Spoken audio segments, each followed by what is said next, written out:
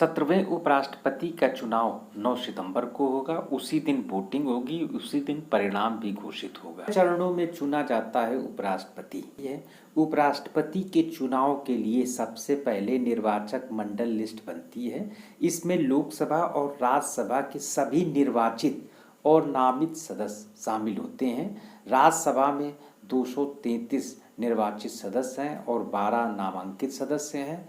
लोकसभा में 543 सांसद हैं, यानी कुल सांसदों की संख्या 788 है। वर्तमान समय में राज्यसभा के 5 और लोकसभा में 1 सीट खाली है, इसलिए निर्वाचक मंडल में यह संख्या 782 होगी। इस प्रकार से उपराष्ट्रपति चुनाव जीतने में 391 सांसदों के समर्थन की आवश्यकता है। नामांकन के लिए 20 सांसदों के समर्थन की आवश्यकता होती है। उम्मीदवार को कम से कम 20 सांसदों की तरफ से प्रस्तावित होना जरूरी है।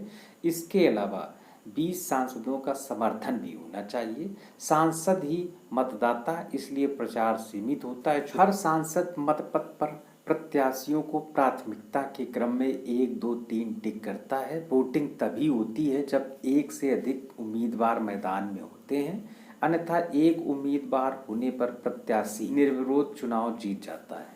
केवल 788 सदस्य मतदान करते हैं। इस बार 782 सदस्य मतदान करेंगे।